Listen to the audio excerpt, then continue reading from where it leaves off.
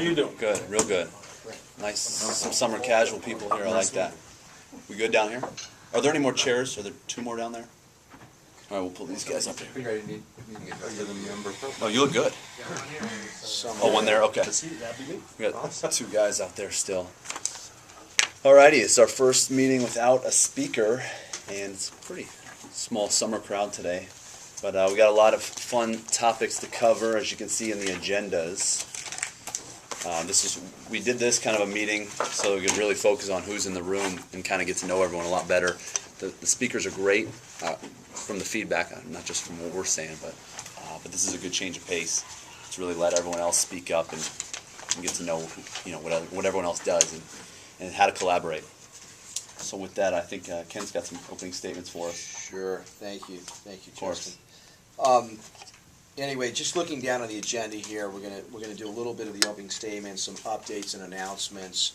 We're gonna do member spotlights. Everybody here is, for the most part, some of the new people have not seen it. Member spotlights are spotlighting people who are actually members of this networking group, AthletesTouch. Subsequent to that, we actually have the one and only Jeff Weiner, who's going to be giving us we call it a member profile. Jeff is actually a pretty high-level corporate lawyer, does a lot of M&A stuff. We'll go through some guest introductions. There's some new people to the group. We want to learn more about you, understand what you guys do, what your values are from a business and personal standpoint. We want to also open up some of the time here today to how to make the group stronger. And that's not just like, hey, invite your friends kind of a conversation. It's really more about the integrity of how we're running the groups, what we can do to improve.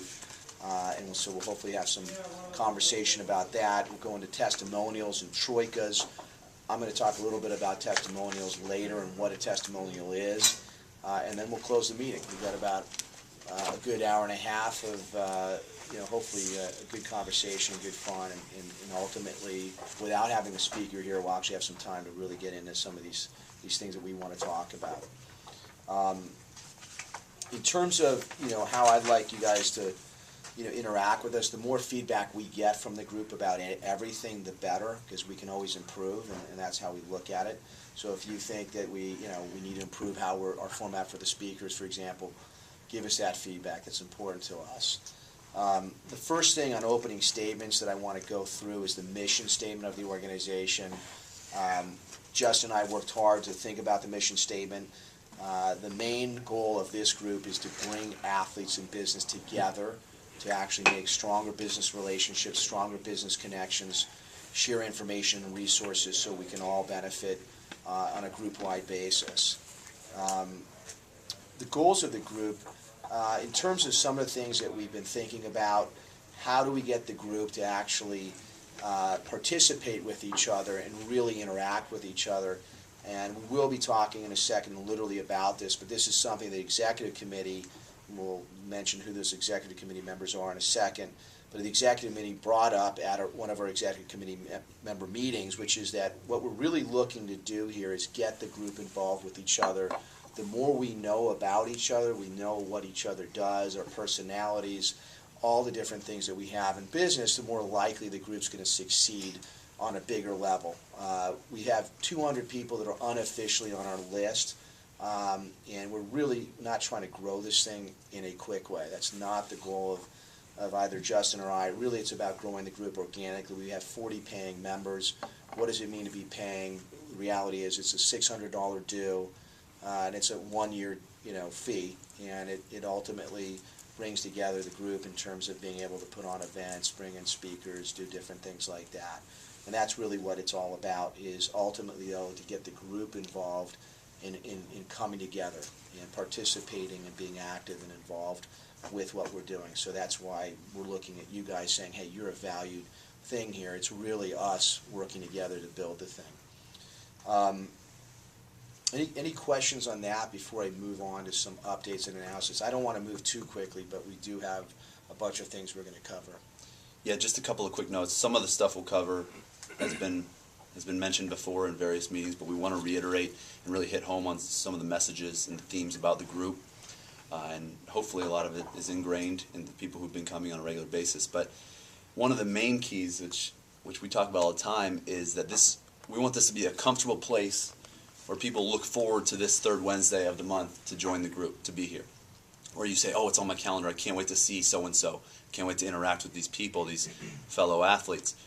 Why? How do we make it so it's a comfortable atmosphere? Well, if I'm in finance and Kent's an attorney, I'm not going to try to sell to Kent. That's not acceptable. We don't want that. Sure, we want to get to know each other on a deeper level. Hopefully he refers clients to me and so forth. But I'm not going to sell him directly. Otherwise, people are going to fear coming to the meetings. We will get bad feedback. And we don't want that kind of environment. We're trying to foster relationship building and so forth. I think that was all I had as far as notes. Yeah, and when he talks about the introductions and growing organically, as you can see, people have asked us, can we bring a friend? Do we have to bring it up to you? And we say no. We're trying to build a quality character, quality people here. We don't care necessarily about overlap of competition right away. We're going to build out a couple of other groups slowly over time. But if we build it with good quality men and women, everyone will want to come back. And everyone's on LinkedIn or Facebook or whatever. There's plenty of groups that you can be socially connected to, but it will never replace face-to-face interaction. And I know a lot of you have had long careers in networking, and some of you are just beginning. But we want this to be a casual but yet still efficient working group where we can strive to accomplish a lot of things. And I think that's part of our mission statement that is more intangible than anything else. Any questions on that? We're going to kind of go into some announcements. First off, Justin and I have been working hard on making some updates to the website. Some of the things you're going to see soon are a member-only version of the website where members can access via username and password a variety of places on the website, including upcoming events, and that also is going to be a place where you guys can announce upcoming events that you guys find valuable for the group. It might be one of your companies are putting on an event and you want to be able to invite some of the members of the group to that. So the website has a lot of the form and the skeletal to it right now. We think in the next 3 weeks we'll hopefully have completed that version of the member-only portion of the website. We're also adding needs, deals, and wants to the website, and we'll probably get more into the needs, deals, and wants in a little bit. But I do want to make sure that you guys know that we really believe that the website is an integral tool in order to sort of create the uniformity and consistency in terms of how we're actually interacting as a group. So we'll keep you posted on those updates as we go along. We have discussed with the executive committee, and it appears that the executive committee actually agrees with us. And in the executive committee, just for the record, Desmond Henry, raise your hand, Eric McDonough, who's in his absentia. This is the law firm of Seyfarth and Shaw. This is where he resides as a lawyer. Jason Knupfer, diligently doing the troikas today. And we also have Corey Paz, who is on vacation in the Middle East. And Matt Nance as well, who has a baby issue. Those are our executive committee members. One of the things we talked about is there seemed to be an interest in AthletesTouch is about helping athletes, and we're all here to help athletes today, but we really wanted to focus on the philanthropic tip of what are we doing for athletes that are really struggling, ones that are coming from college and pro ball and have absolutely no idea what they're doing.